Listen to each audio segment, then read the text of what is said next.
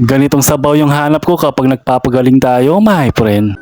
What's up, my friend? Tinatanong ako ng mga kaibigan ko kung kumusta na daw yung kalusugan ko, my friend. Lagi akong tumatanggi sa mga alok nila na lumabas kami ng mga kaibigan ko, my friend. Medyo okay na yung kalusugan ko kaso bawal pa ako sa alak, my friend. Pero yung puso ko laging sumasakit dahil sa'yo, my friend. Ay sus!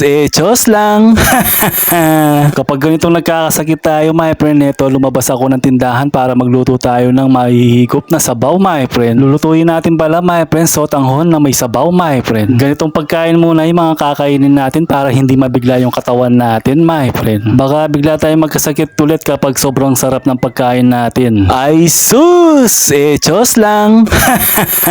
Habang pinapakulo natin yung pitso ng manok at pinapalambot sa tubig yung bihon, my friend, eto nang hiwa muna tayo ng mga sahog natin na iluluto natin mamaya, my friend. Ganyan lang naman yung ginawa natin sa mga sahog natin, my friend. Hiniwa natin ng maliliit, my friend, para kagad lumambot yung mga gulay natin, my friend. Nilagyan ko din ng celery para magkaroon ng buhay yung niluluto natin, my friend. Ilalagay lang natin yan pagkatapos maluto ng sotanghon natin, my friend. Kapag naghahanap ka ng ganitong putahe, my friend, na sotanghon, my friend, siguro wala kang makita dito sa barangay namin, my friend. Meron man, madalang lang makakita ng sotanghon, my friend. Halos niluluto lang naman na almusal at saka merienda, my friend, yung lugaw, champurado, pansit at saka spaghetti, my friend. Mga pantawid gutom para mabusog, my friend. Ay sus! Chos lang! Pagkatapos ng kwentuhan natin, my friend, ayan, nilagay ko na yung hinimay natin na pitso ng manok, my friend. Tapos nilagyan ko na lang ng pampalasa, my friend. Ikaw nang bahala. Tansya-tansya na lang yan, my friend. Yung pinakulo ko kanina sa pitso ng manok, my friend, ayan, hindi ko tinapon, my friend. Nilagay ko para maging sabaw siya, my friend. Tapos nilagyan ko din ng chicken cubes, my friend. Pagkatapos kumulo, my friend, ayan, nilagay na natin yung pansit bihon, my friend. Hindi ko na maalala kung bihon o sotanghon yung nilagay kong pansit, my friend. Ay sus!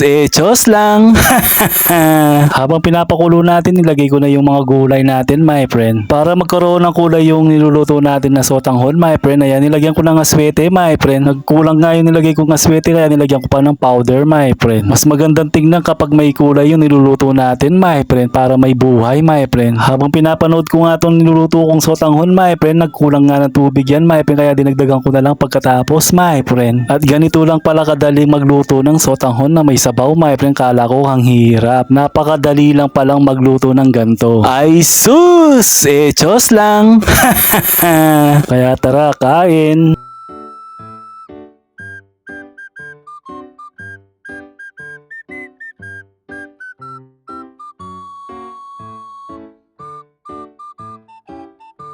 Hanggang dito na lang yung video, my friends. Sige na, mga friends.